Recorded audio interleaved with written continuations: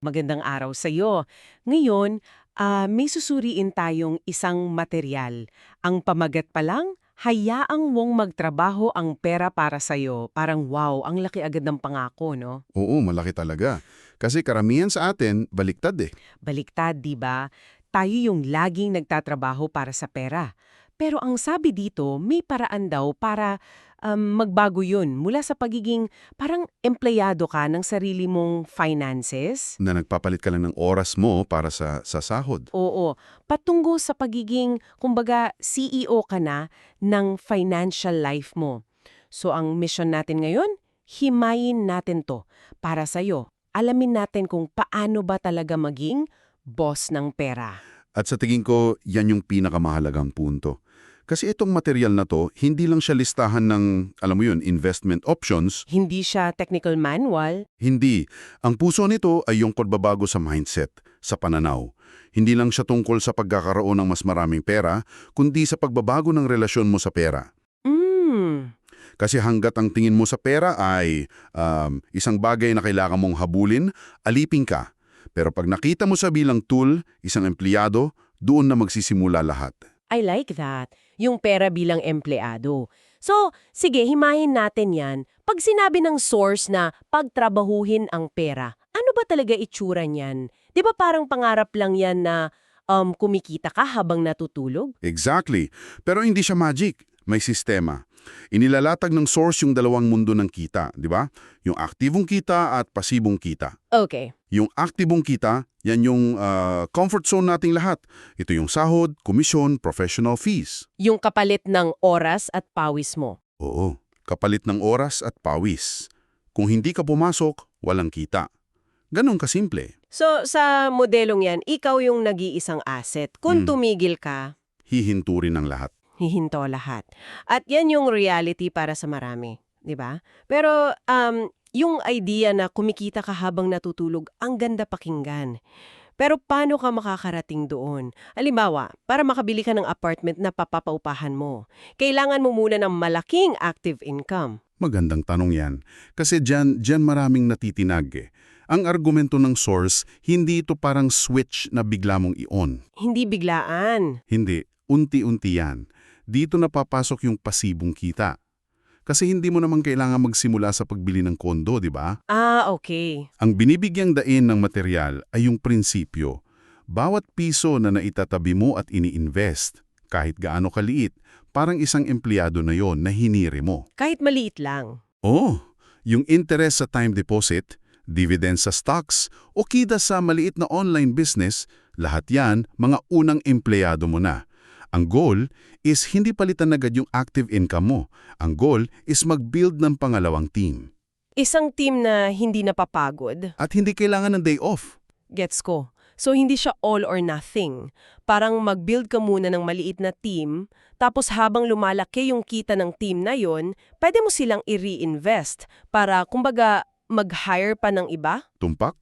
Ngayon, okay.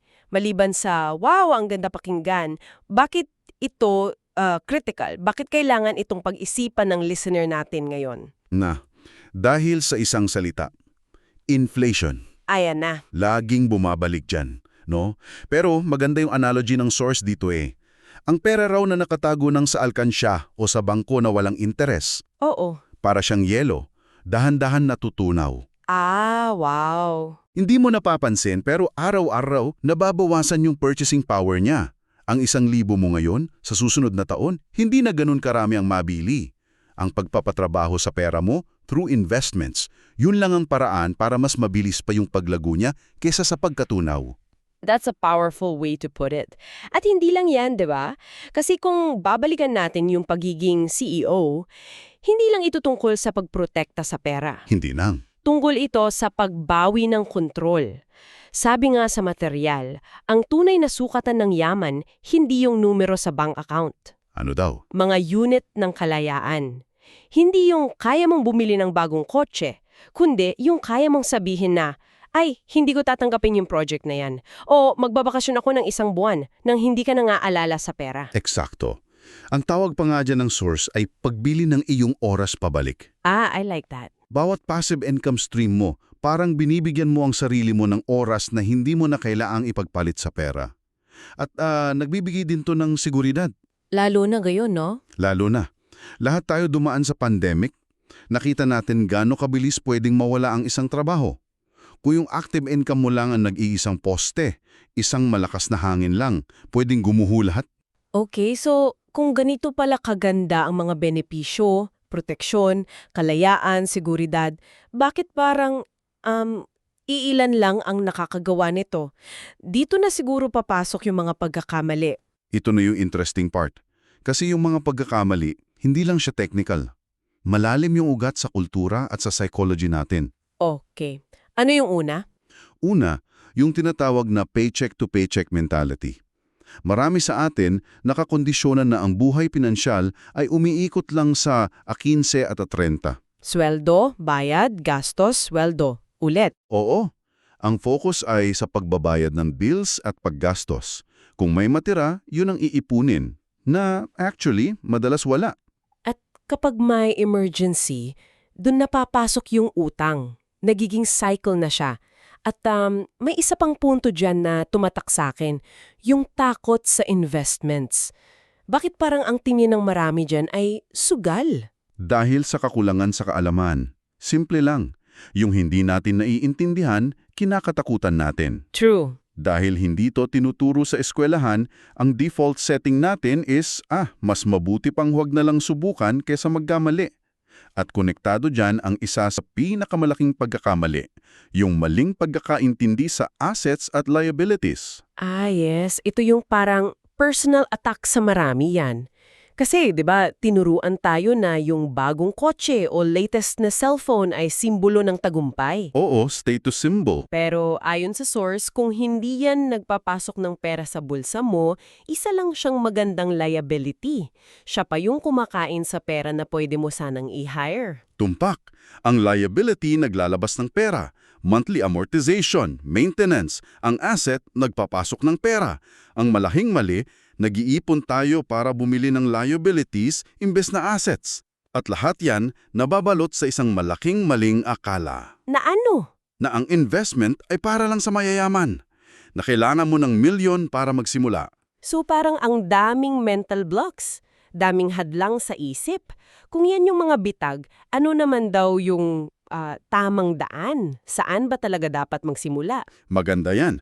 Kasi ang inilalatag ng source, isang roadmap, hindi magic trick. At ang pinakauna, ang pundasyon ng lahat, ay yung pagbabago sa daloy ng pera mo. Daloy ng pera? Paano yun? Ito yung konsepto ng pay yourself first. Pero hindi lang siya simpleng pag-iipon. Isa siyang psychological trick. Okay. Imbes na ipunin yung matitira pagkatapos gumastos, ang bagawin mo, ituturing mo yung savings o investment fund mo bilang pinakaunang bill na kailangan mong bayaran. Automatic na yan. Bago pa yung Meralco, bago pa yung tubig, mayroon nang napunta sa future you fund mo. Ganun na nga. Kasi pag ginawa mo yan, mapipilitan kang mag-adjust.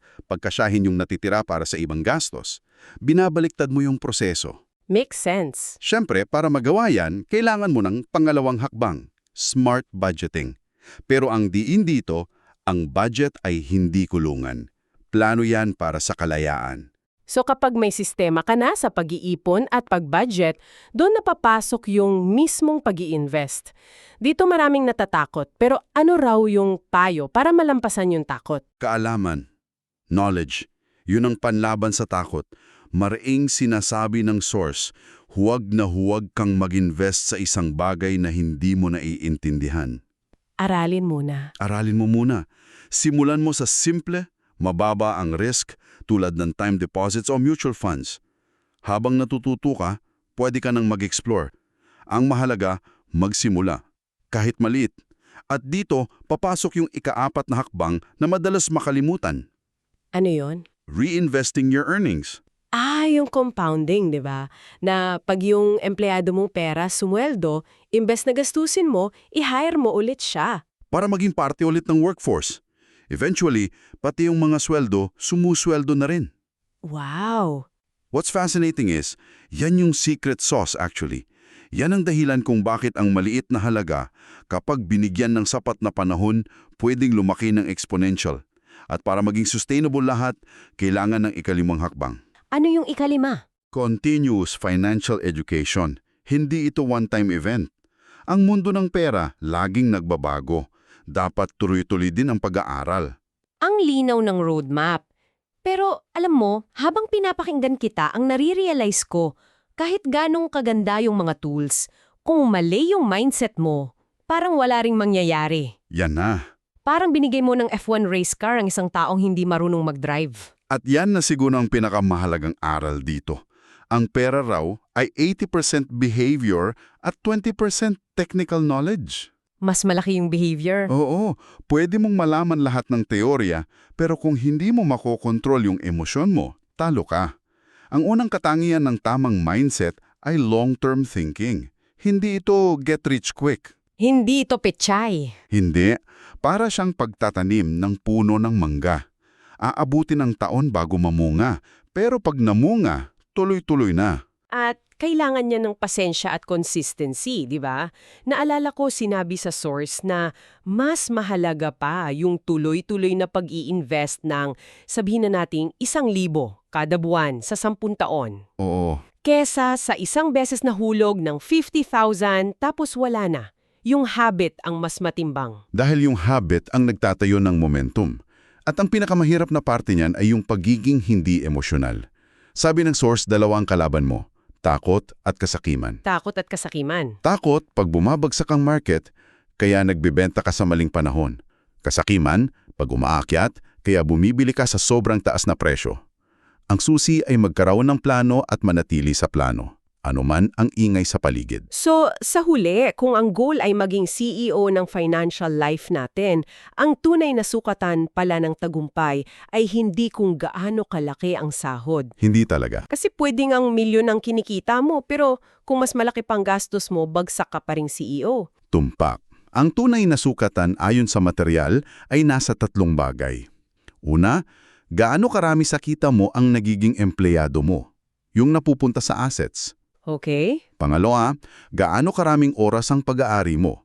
Malaya ka ba sa Martes ng umaga o pag-aari ka pa rin ng orasan? At pangatlo, gaano kakalmado sa pagharap sa hinaharap? Handa ka ba? Napakalinaw. Hindi tungkol sa laki ng kita, kundi sa laki ng kalayaan at kapayapaan ng isip na bigay nito. At diyan, bumabalik lahat sa pinaka-core na ideya, no? Kung iisipin mo, ang pera ay dapat isang alipin, hindi amo. Isang tool. Isang tool? Pero sa kasamaang palad, marami sa atin ang naging alipin nito. Nagtatrabaho tayo para habulin, nangaalala tayo pagkulang, hinahayaan nating diktahan ang desisyon natin. Pero sabi ng material, sa sandaling matutunan mong gamitin yan bilang kasangkapan para buuin ang buhay na gusto mo, doon ka lang magiging tunay na malaya.